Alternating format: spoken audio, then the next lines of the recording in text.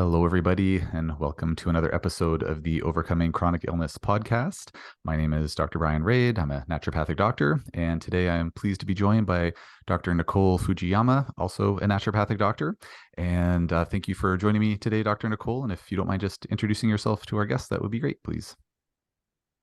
Hi, yes, thank you so much for inviting me. My name is Dr. Nicole Fujiyama. I am a naturopathic doctor and acupuncturist, and I specialize in helping adults with autoimmune disease manage their symptoms and get into remission without using medication.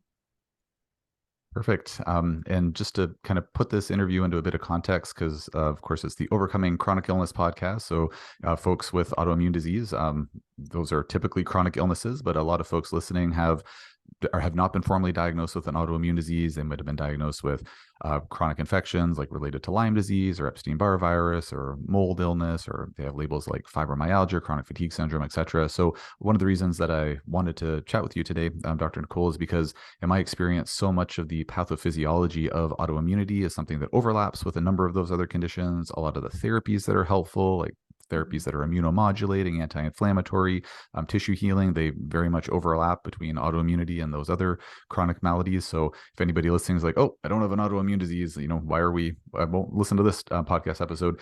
This very much would still apply to these other cases too. Also, just before we get into the meat and potatoes of the chat here, just for, as with all the podcast episodes, nothing that we talk about is medical advice. This is all for informational purposes only. If you need medical advice, please talk to your healthcare provider.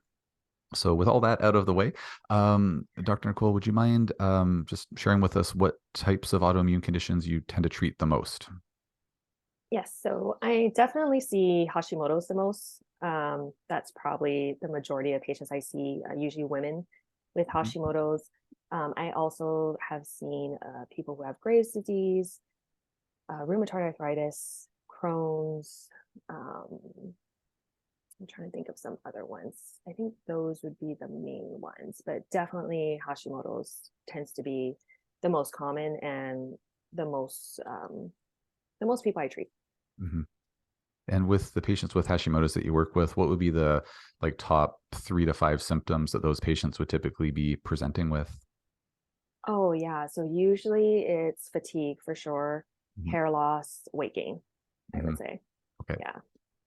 And yeah, I think the fatigue symptom is something that just seems to span pretty much any type of complex chronic illness. Yes. Fatigue is such an issue, and one of the things that I talk about a lot and think about a lot and work on a lot in practice is mitochondrial function. And I think on some of your social media posts, you've touched on mitochondrial function as well. Mhm. Would you be able to speak to the way in which mitochondrial function is sort of tied in with autoimmunity, if at all?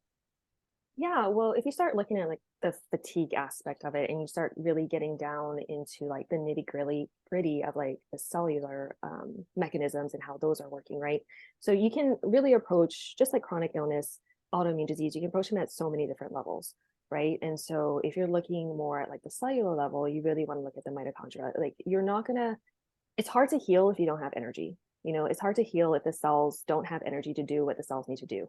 So same with the immune cells, right? And so, and just really any other cell in your body. So if you're taking it at that level, like really the mitochondria is the place to start. So you want to look at how you can support that. And there's so many different ways that you can support the mitochondria and really support all these other mechanisms in your body that are affecting autoimmune disease with very just simple things that you can do. And so I just started getting into it because I was taking more courses about mitochondria. Seems to be a hot topic lately, and Mm-hmm. so I was like, yeah, these what you do for mitochondria is very similar for what you would do kind of in naturopathic medicine for really a lot of other places in your body, and with chronic illness and autoimmune disease, kind of the same thing. So I was like, this fits perfect into what I'm doing. It's nice when things fit together conveniently. That's good. What are Yeah. some of the simple things that you can do that you were alluding to there, if you don't mind touching on that? Yeah, I mean, one of the main things you can do is just exercise. Mm-hmm. Like, I don't know how many times I tell people, like, really one of the best things you can do if you have an autoimmune disease is to just exercise. Like, being sedentary is the worst thing you can do. It'll just make every symptom worse. And I know a lot of people will tell me if they have an autoimmune disease, and I'm sure you hear this from your patients too, that they're just too tired, like they can't move, like they don't have that motivation. But I tell them that as you move, like those mitochondria are going to start reacting to that. And when they do that, they will actually provide more energy for you. And so although you feel tired now, the more you exercise, the more energy you're going to have. And so it sounds kind of counterintuitive. Like, I don't have energy, so how am I going to exercise? But Mhm. that's how you create that energy. And that's what the mitochondria, it's really going to affect the mitochondria. So really that's like the best thing you can do. And it's like one of the first things I recommend my patients to doing if they're not doing it already. Mm. I don't know. Like, how about you? Like, what is like the first thing you recommend for mitochondrial health and just to get them going? Um, I mean, I think the exercise recommendation is a good one. And as you touched on, so many folks don't feel like they have the get up and go to do it in the first place. And some folks genuinely don't, especially if they have like, say, severe dysautonomias like POTS or, severe pain or something. Like sometimes it's really tough to get appreciable amounts of exercise going. But for me, I look at it more through the lens of what is it that's interfering with their mitochondrial function? So if there are Mhm. things like if there's mold toxicity, heavy metals, chronic infections, with viruses or Lyme or co-infections or whatnot, I'm thinking, well, we're going to need to work on those things because those are all mitochondrial suppressants or mitochondrial poisons, depending on the topic in question. Mhm. But as we're working on that, I'm also thinking about what are all the cofactors that are required for the mitochondria to work. You and I and anybody who's gone to any type of professional medical school training, whether it's naturopathic medicine, conventional medicine, osteopathic, whatever, we all have to learn all the steps of the glycolysis, the Krebs cycle, the electron transport chain, and looking at all those myriad cofactors that are required. It's like, man, there are like Mhm. I don't remember the exact number. It's like 2 dozen individual ingredients that we can at least supplement with that are needed for those processes. So I tend to uh, relatively early on with folks who are fatigued, work with a combination supplement that has all those cofactors in there, and just to help really rev up the kind of the mitochondrial engines to make sure those cofactors are in place. So that's kind of the approach that I take with it. Yeah, love it. Um, Oh, I just want to clarify though too that when I talk about exercise, because I know I get that as well too. People are like, "Well, I have chronic fatigue. I can't move. It's really hard for me." And I tell people, I think exercise sometimes is not it like it's like a trigger word for some people. It just kind of shuts them off real quick. So I tell them, think of it as movement. Like mhm, you can just stretch, like you can just move your arms, mhm, and that is still going to stimulate things and get things going. yeah, So I tell people and I've had to do this with people. I'm like, just start where you're at. Sometimes starting is just getting them to stand up and sit down like mhm, multiple times in a chair. And yeah, that's it. And we start from there and we mhm. just work our way up. And so, just for anyone who is triggered by that exercise word, use movement instead. Thank you for saying that. Yeah, I'm sure, despite our caveats, like that was still triggering for some folks for sure, and me too a little bit. I feel like we're so empathetic, with our patients, and it's kind of like, oh, like I feel defensive about that word, but yeah, no, thanks for clarifying. Movement is yeah a good way to frame it. And it's so true. Like I think that there's on multiple levels, like not even just on a physiological, like on a physiological level, but even just on like more of like a mental, emotional, energetic level. It's like, well, if I'm just feeling like I'm stuck in bed or stuck in a chair all day, like, it's like, man, one of the goals of all of my patients with complex chronic illness is like, I just kind of want to get back to normal life. I kind of want to be like, just a normal, Mhm. like typical person again. And like, well, normal, Mhm. typical people, like they're, getting up and doing things. So even like just going through those motions of like, okay, yeah, I'm going to stand up, get up out of my chair, get up out of the bed, even if it's just for a second, like, once an hour or something, if it's safe and feasible to do that, like even something like that, like I think is beneficial on a number of levels, even if it's not like quote unquote exercise in the traditional sense. So it's a Yeah. good point. Yeah. That's a win, folks. It's a win. I Like think so. I think if you so. get yeah, if you get up out of that bed and you Mhm. go walk to the kitchen and you walk back, hey, it's a win. Like Yeah. take it. Yeah. And I think you brought up a really good point too. I don't know if you've noticed this too a lot with just the patient population we see, because I see that same kind of mindset with my autoimmune patients is that we have to deal a lot with a lot of that mindset too, right? Because it's Mhm. not just a physical thing that people are going through, it's also a mental, emotional, and it brings a lot of that up. And so at least I find in my practice, I'm dealing a lot more with like that mindset about healing and working on that. I don't know if you encounter that as well too. I mean, of course we do all the physical things and the naturopathic things too. But I find that a lot of people also want that as well. And I don't know if the pandemic maybe might have kind of spun off on that and, made that more of a concern for people or something that we have to address. But I'm definitely seeing more of that. I don't know. How about you? Um, yeah, I think that there maybe is more of like, or in some cases, there's kind of that need to kind of coach people or kind of motivate people a little bit more in that way, and whether we kind of just got used to being like stuck in little pods or something like that, or being stuck, some people getting stuck in their apartments or being more isolated. I think that there's probably an element of that, unfortunately, that's kind of residual from the pandemic, which hopefully is, far behind us and will not be an issue again down the road. But yeah, I sometimes I feel like, oh, like, it'd be nice to like just have a life coach to refer to, or like an occupational therapist to refer folks to help kind of implement some of these things. Because one of the things, I'm sure you see this in your practice as well, like, patients will come in, they've been sick for a really long time, they've, seen multiple practitioners, and they're coming to see you because they've, heard good things about you, or they've seen your, presence on social media, or like they've kind of sort of like, quote unquote, got to know you a little bit, online. And they're like, yeah, I think you might be able to help me. They come in and, they have their first visit with you. And, I've had so many patients say to me, like, I have hope again, which is a beautiful thing. And it's wonderful that we can start inspiring that in our patients. But at the same time, I'm sure that after someone's been sick for, multiple years, if not multiple decades, there's probably quite a bit of subconscious thought patterns of like, yeah, but are you really ever going to be able to get better? Like, you've been stuck in this pattern for so long. Some people have been like sick for, for more of their lifespan than they've been healthy, depending on their history. So I think part of it, as you were saying, is that I think we need to kind of help to kind of coach patients a little bit, and just kind of, sort of talk about like, what's possible, what's feasible, implementing some of these changes, and kind of getting them used to the idea of like, no, like, we're going to do our darndest to like help get you better, or at least help to improve things. So I think the mindset part of it is really important. Yeah, for sure. And I think, like you mentioned, it's just setting those realistic expectations, Hmm. especially when it comes to chronic illness like autoimmune diseases. It's like, okay, like this is the goal that you're trying to achieve. Hmm. Okay, let's see where you're at and let's see how realistic that goal is. And Hmm.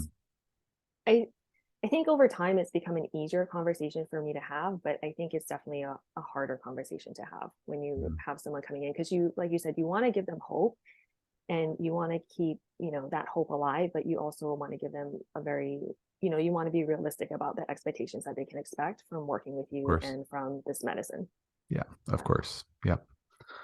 Mhm. One of the other things that I saw you posted a couple of times, anyways, on your Instagram is just about the autoimmune paleo diet, and Mhm. I mean, where you're like the autoimmune doc, of course, you must know about the autoimmune paleo diet. So, would you mind speaking to your experience with that? Whether you found it to be helpful? Is it necessary? Where it's relatively strict diet, is like, how often is Mhm. it necessary someone go on something, a diet that strict? Could you speak to that a bit, please? Yeah, I think I know it's such a hot topic, especially when I talk about the diet. It either like people are like, "Yay!" or they're like, "You triggered me again," or like, it like gets Hmm. people kind of riled up. Hmm. But I just explained to people that the autoimmune paleo diet, it's in naturopathic medicine, food is medicine. So you treat it like this is your medicine. And so it's not a forever thing for some people, but I also let some autoimmune patients know that for you, it could be, because depending on what is going on with your immune system, depending on what kind of food intolerances you have, because I do the Carol Hmm. evaluations. And so, it just depends on their body. So I tend to ease people into the autoimmune paleo diet to see if it does have any effect for them. For some people it does. It's magical almost for them. And for some people it's just not the big trigger that they have. Hmm. They just don't notice as much of a difference. So there's some underlying triggers that we need to then work on and discover. But usually for most people, I would start them on some kind of modified version of it. And it also depends on what kind of autoimmune disease they have. There's research that show that there are certain food immune intolerances that people have. specific to those autoimmune diseases. So if they come in with that autoimmune disease, then I'm going to recommend that they start there and see if it helps them. You know, for a majority of people it does, but there are people that it just doesn't work for. Are there, or could you give a couple of examples of like, pairing a certain food or foods to certain autoimmune conditions, just out of curiosity? Oh yeah, for sure. Well, gluten is a huge one. Sure. So Yep. gluten, I think in research, of course, celiac disease, Hashimoto's, a lot of the autoimmune thyroid diseases.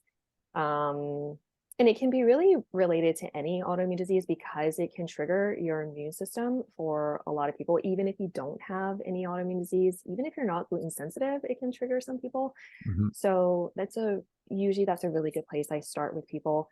Of course, with things like rheumatoid arthritis, you want to look at the nightshades, and things like that. Dairy can also be a really big one too for the autoimmune thyroid conditions.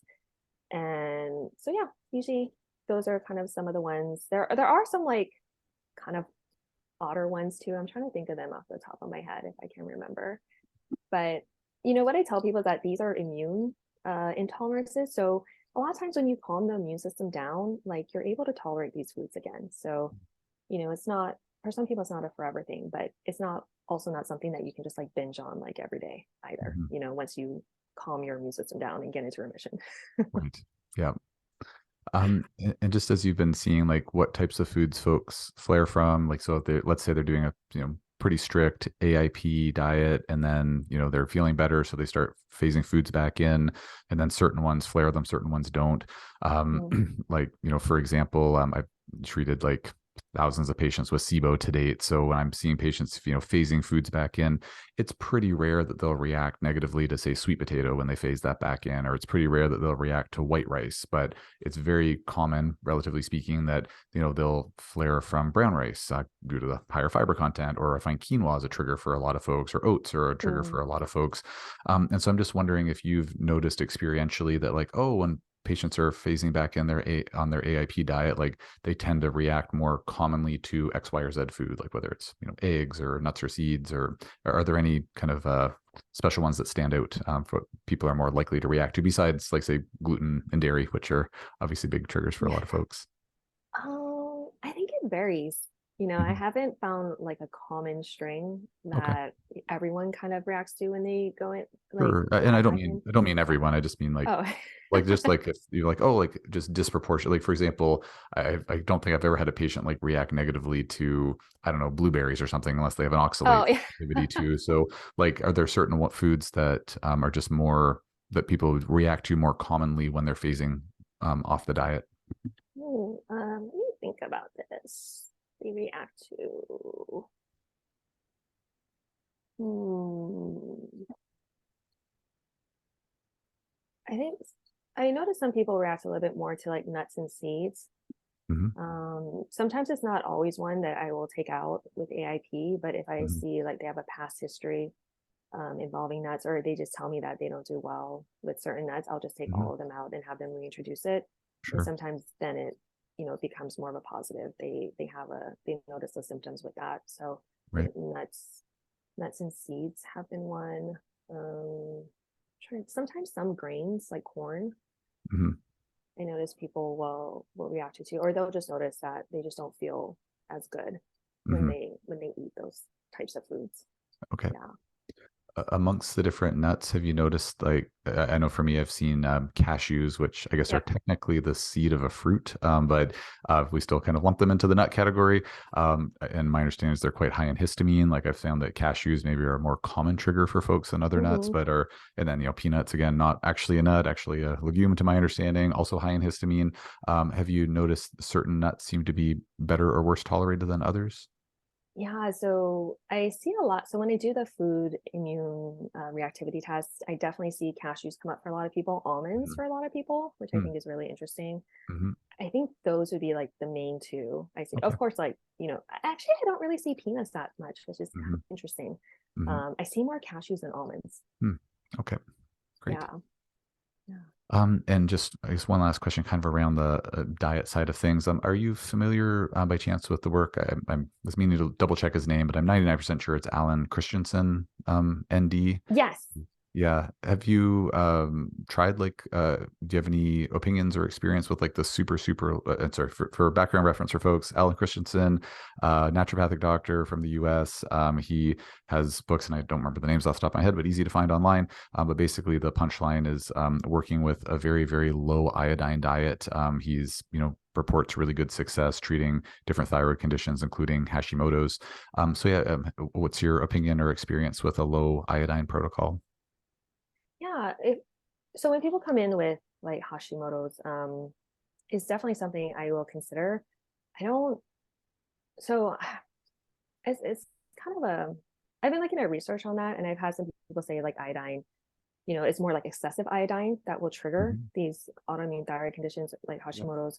But it's not like iodine itself, it's like the Mhm. excessive amount of it. So if I don't take iodine out completely from their diet, but if they, people are open to it and they want to do that, then I'm like, yeah, sure, go for it. We'll see what happens. But I do still want them to get some iodine, but just like again, just not excessive amounts. So if they are having a lot of iodine in their diet, then I will start to reduce that. Mhm. And I'm not super familiar with his low iodine diet, so I'm not sure what's in it. But for Hashimoto's, if that's something that they want to try, yeah, I'm open to it. And if it helps them, awesome. Mhm. Yeah. Yeah, I don't know. Have you tried it?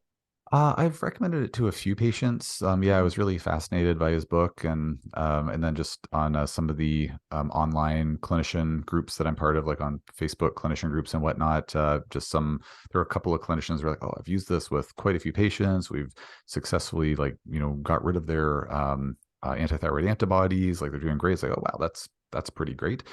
So I've recommended it for a few patients. Not that many. And what was interesting, because Dr. Christensen talks about doing urine iodine testing, like I think it's first morning urine iodine testing.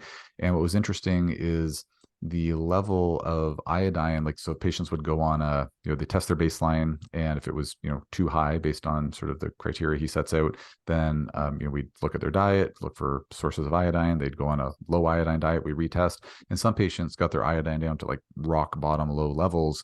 And then some patients, no matter how hard they tried, they couldn't seem to get their iodine levels down to, sort of a quote unquote acceptable level, which I thought was Mm, interesting because, like, yeah. we were, we just couldn't figure out where the heck the iodine was coming from. So I thought that was kind of Yeah. interesting. And I don't know if they were storing lots of iodine or something. And I don't really Mm, know exactly how it all played out. But with the patients, yeah, I had a couple of patients where there seemed to be some improvement, but not a huge number that I tried it with in the first place. And some folks like tried it for a while and just didn't see any difference. But I don't think I have enough experience with it to really pass judgment on it. But I was just curious if it had come across your radar, since you do a lot of autoimmune work, especially with Hashimoto's. So thanks for the feedback on that. yeah. One other question I have for you, kind of getting off the topic of diet, is so as you're well aware, there's been research, information in the research literature for a long time linking certain microorganisms to certain autoimmune conditions. This, for folks listening, there's this phenomenon called molecular mimicry, where essentially certain parts of microbes kind of look like certain parts of our bodies.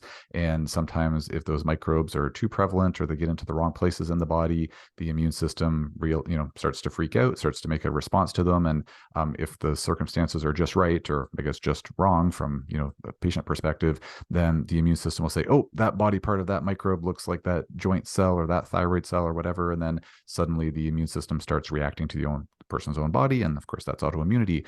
So there are these links between, say, the bacteria called Proteus mirabilis and rheumatoid arthritis, or Mycoplasma pneumonia and rheumatoid arthritis, or Klebsiella pneumonia and ankylosing spondylitis, and there's a bunch of these links. So again, just background history for folks listening. So I'm wondering, in your experience, Dr. Nicole, have you found it to be important to treat for those, causal microbes, or is it more that like they were a trigger and they kind of like set the fire, but then they ran away and just kind of left the aftermath, and you don't really have to treat those microbes directly? Yeah, definitely both. So it just depends on what's going on with the patient. So if they have an active infection, or like, if I look at their labs and still see that they have some sort of chronic infection going on, then it's like, okay, we need to find that and we need to take care of that and figure out what's going on. And then of course treat that. If they had an infection and it's not really showing that they have an ongoing chronic infection or an active infection, then it's like, okay, then that infection came, it triggered your immune system. Your immune system took care of it, but then it left kind of, like you said, this aftermath. And so now we have to deal with that aftermath and calm things down. And then also with those chronic infections, they also have cross reactions too. So they'll cross react not just with certain organs or tissues in your body, but they could cross react with like foods, other things you're eating, toxins, like you said, other infections. And so now we got to look for those things that could possibly be triggering that reactivation of your immune system, thinking that it's those infections. And then we have to take care of those and figure out what those are. So and I'm sure you feel like this a lot too when you work with your patients. It's a lot of times we're just detectives and we're doing a lot of trial and error, trying to figure out, okay, is this the thing that's triggering this and causing these symptoms? And okay, great, like we figured that out. And if it's not, we're like, okay, we need to figure out what else is going on, or maybe it's two things going on at the same time. We have to treat both at the same time, and that is what does it.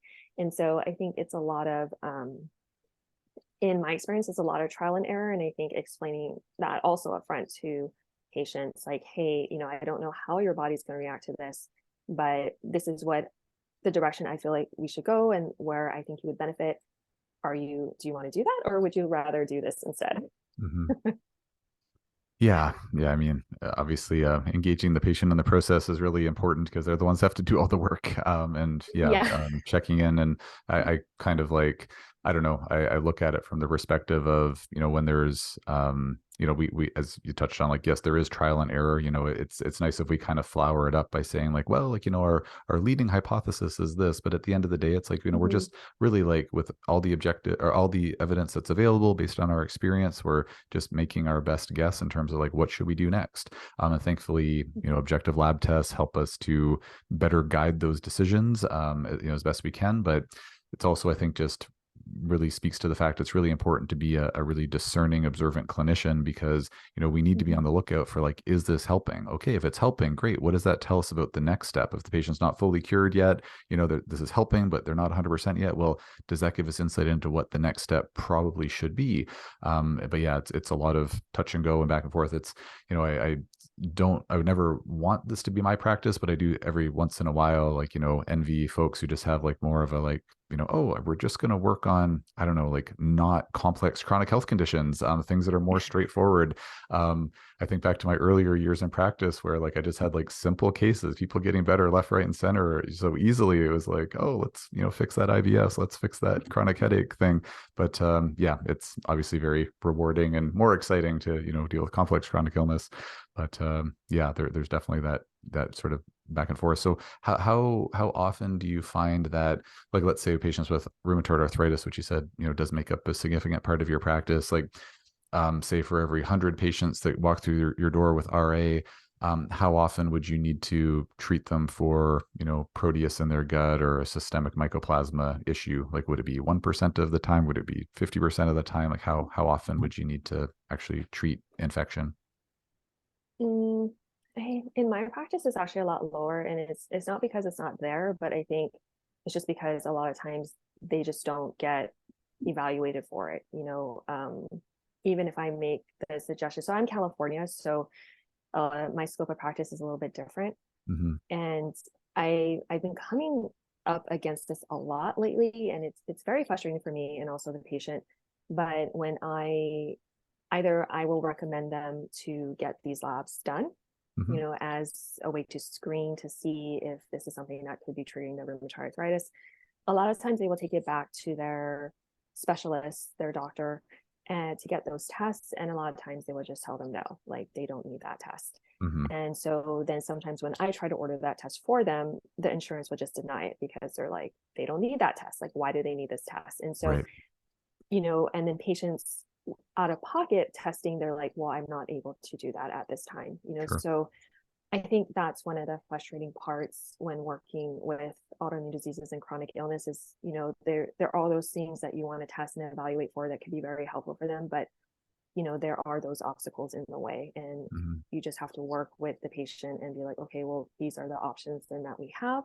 Mhm. Let's try those. And, I think those are one of the things that I really get frustrated about, especially with testing and just people saying like, you don't need it. Mhm. And it's, yeah, I don't know if you come across that, but lately that's been my number one issue when it comes to screening for these things and just looking for these things for patients, is just getting that feedback that they don't need it. Yeah. Yeah, Mhm. it can be frustrating, and yeah, there's definitely things that we could say about both of our healthcare systems in our respective countries, I'm sure, but that's a whole other podcast episode for another day. Yeah. Um, Yeah. a couple more things I want to chat with you about, because I see the time's already winding down. It's I need to go with like longer format podcasts, I think, because I Uh, always talk to my guests for like a couple hours, and I never have that much time booked. One of the things I wanted to ask you about was just around like immunomodulators. So, let's say you've got a hypothetical patient, they've got, let's say, rheumatoid arthritis, a lot of fatigue, a lot of pain.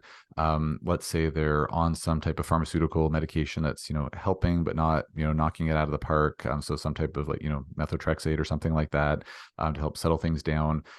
They're doing all the right things diet wise. Like, let's say they're following, strict autoimmune paleo, and that's helping mhm. a bit, but not knocking it out of the park. They're exercising to the best of their ability. They're taking care of their, mental, emotional health. They have a good family life, no trauma. This is like a Mhm. hypothetical patient, because hard to find patients who are fitting that bill, unfortunately. Tough world out there. But so that things are covered that way. So they've got like all the, we'll say for argument's sake, like a lot of the good foundational pieces of the puzzle in place. What would some of the therapeutics be? What would be some of your go-to therapeutics to say, okay, we want to work to like further modulate the immune system to kind of start settling things down? Could you speak to some of Mhm. those interventions, please? Well, I think it depends on what's activating the immune system. Hmm. So what's triggering it, I think that would more determine what I would recommend to modulate the immune system. So say, for example, it's like toxins, right? Hmm. Because that can be a really big trigger for autoimmune. Hmm. And so, like, are you in a place where there's a lot of air pollution? Are you, like in a city, like here in LA, a lot of air pollution? Are you on the 405 or on some freeway, like for 2 hours, like every day? Hmm. Are you like, in a house with mold? Are Hmm. you getting exposed to a lot of plastics? Are you eating a lot of pesticides and herbicides and things like that? So, in that case, we want to look at kind of like we talked about again, like one of the things we can work on to modulate the immune system is just one to avoid the toxin, but we want to make sure that you are clearing those out, that your detox pathways are open and working on those, if it's a chronic infection. And this is like getting a lot deeper. So like you said, past the foundational stuff. Again, it's like chronic infections. So, do you have a chronic infection that's now stimulating your immune system? Okay, well, what is that? Is it a bacteria? Is it a virus? Is it parasites? And then we can go down that list of those treatment options depending on what it is. Hmm. And, is it like hormones? Are your hormones whack? Like, are you going through some hormone issues? Did you just have a baby? Like, Hmm.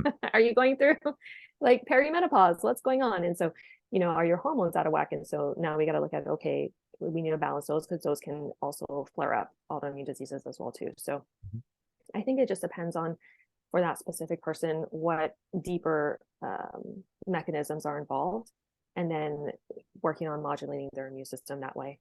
But if they're like certain herbs, I don't know. I love herbs. Herbs are kind of my jam. I really like them. So there's certain herbs that work really well to help modulate your immune system, and a lot of things that you can just do naturally as well Hmm. too.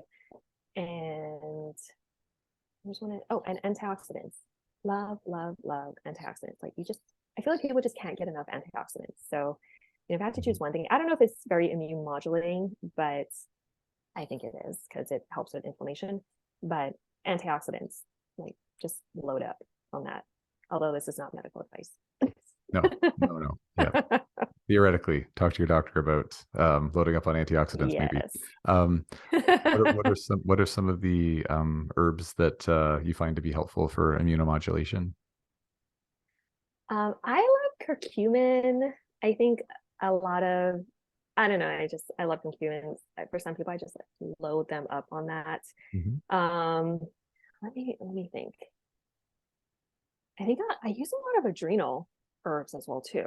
Hmm. to help. I don't know if that's very immune modulating, but they do affect the immune system. So, like astragalus, Hmm. um, things like that. And what else do I use? My brain is like going to acute immune things. So I was thinking about a lot of lung herbs like Hmm. elecampane, and it's kind of going there, but those are more for acute things, They are. like infections and things like that. But I'm trying to think of just general herbs I use. My brain just kind of went off blank. Wait, what herbs do you use? Maybe that'll start triggering me a little bit more. Um, I mean, for immunomodulators, Chinese skullcap is probably at the Oh, top of that's a my good one. list. Hmm. Japanese knotweed is an immunomodulator. Hmm.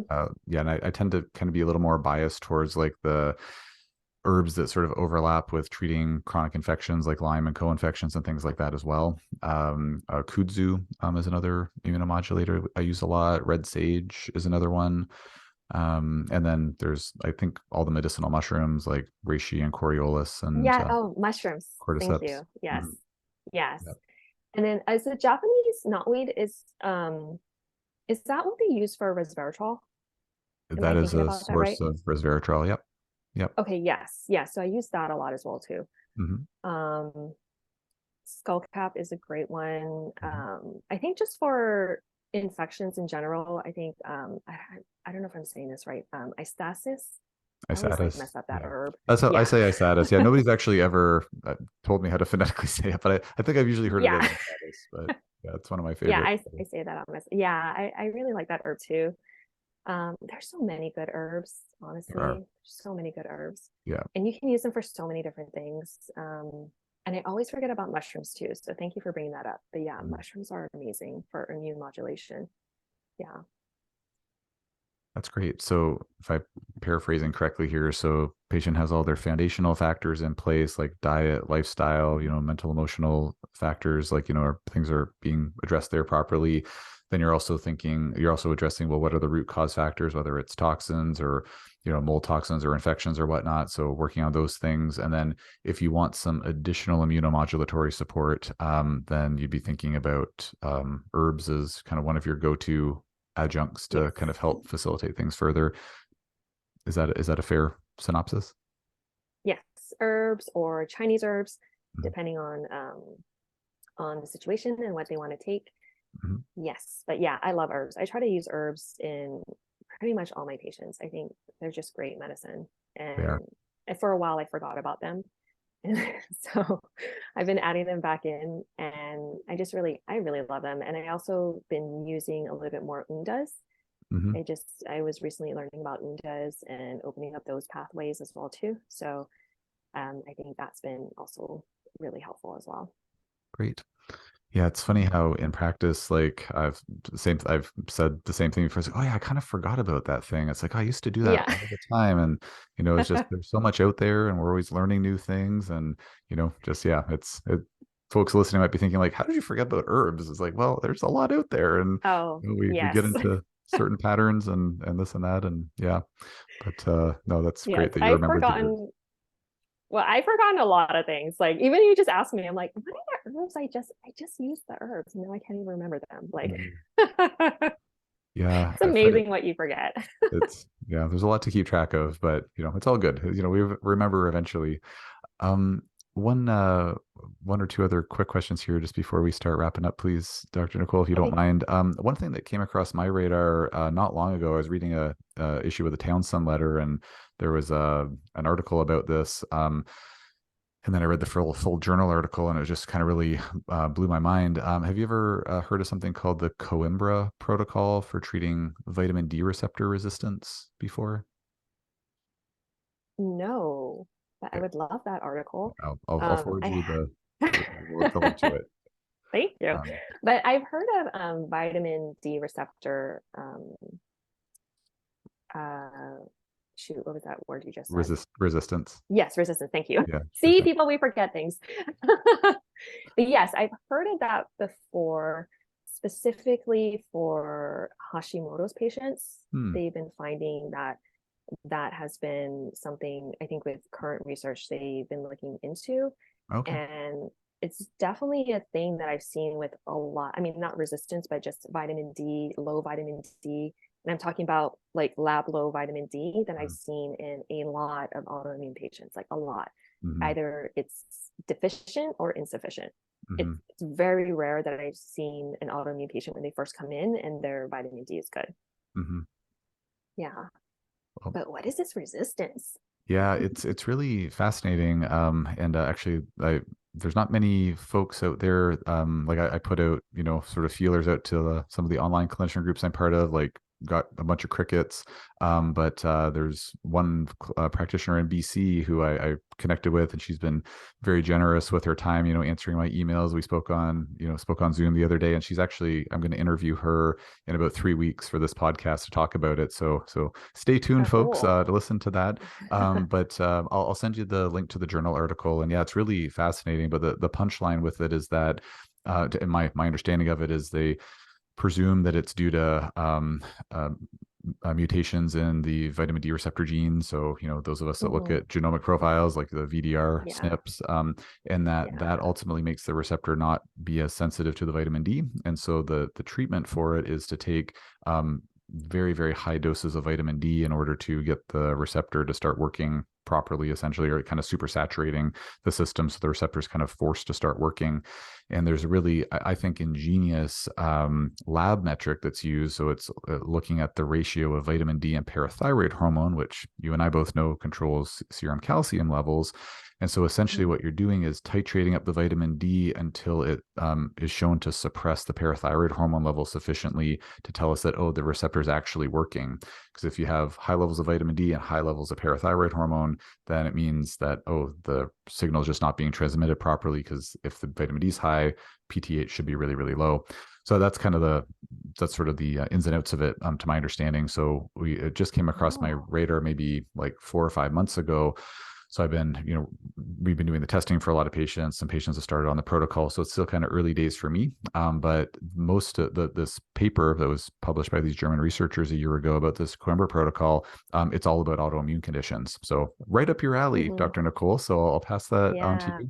And yeah, Thank the you. doc I was talking to, she said it's just been a game changer for her practice. So I'm excited to pick her brain a little bit more in a few weeks, and share more Oh, information with cool. listeners. But yeah. So, anyways, I'll send that link to you after we finish chatting. Oh, Um, awesome. Thank you. so you're welcome. My pleasure. Well, the one thing I have to ask you about, because via social media, I learned that you do Brazilian Jiu-Jitsu, as I Yeah. do as well. And Oh, so awesome. could you just quickly either like do a plug for why everybody should do Brazilian Jiu-Jitsu because it's amazing, or how I don't know how you got into Jiu-Jitsu? Could you say something about it? Because I've never had a chance to talk about Jiu-Jitsu on the podcast. It's never came up Oh, all organically right. before. So would you mind just talking about BJJ for 1 minute or so, Yeah, please? let's do it. Yeah, so I love it. I probably will keep doing it for the rest of my life.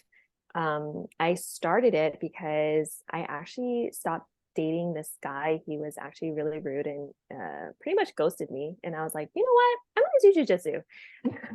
A So good revenge. I yeah, I was driving past the jujitsu place like almost every day for like years. And I think that was just finally the catalyst that I was like, I'm going to do this for me because Mm, I wanted to do this. And it was scary, because it's a lot of men usually that is in there. often. And I thought, oh no, it's just going to be like a bro fest and it's just going to be very intimidating. But when I started, it actually wasn't. And they're very conscious about that. And so they really make an effort to make the women there feel comfortable and make sure that they feel comfortable in those spaces. And I really appreciate that. And I've learned so much. I love it. And there was actually a post that I put on my Instagram where there was someone who said she had an autoimmune disease and she started BJJ and she went into remission.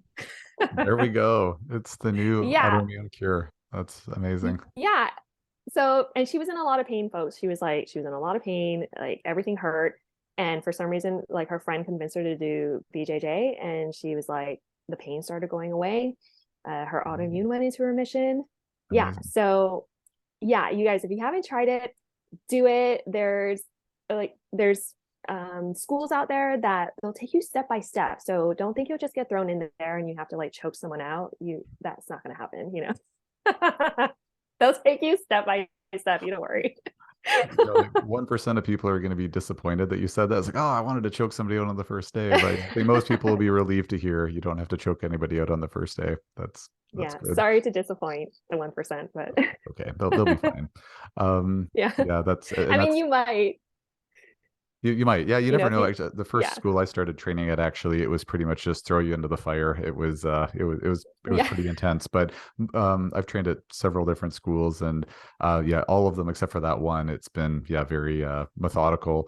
And I've had the same experience kind of by proxy, like just seeing that there's a really good culture around, like if men are training hmm with women, it's been very respectful and appropriate and all of that. And a lot of the gyms, maybe not a lot, but some of the gyms do have women only classes if that's someone's yes, preference too. So, but yes, yeah. Well, thank you for definitely. speaking to the BJJ. That's I appreciate Yeah, it. do it, folks. It's It's worth so it. much fun. It's worth it Yeah, if it's something you want to you, try. Um, so, yeah. Dr. Nicole, thank you so much for speaking with me today. Just before we wrap up here, could you just let folks know how they can get a hold of you if they want to work with you, or if you have any online offerings? I believe you have a book that I saw a link to on your Instagram Yeah. page. So could you share a bit? Whatever you pass on here, I'll put in the show notes so patients or folks rather Oh, can thank you. listeners can access this. So, Thank what do you. you have Yes. going on?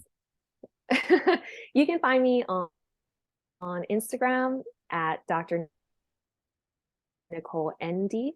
And you can also, and I have a link to everything that I have available, all the offerings I have right now. I have a 21-day program that I'm going to be starting soon.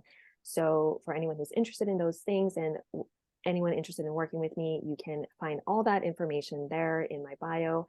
And you can also contact me via my website, which is just drfujiyamand.com.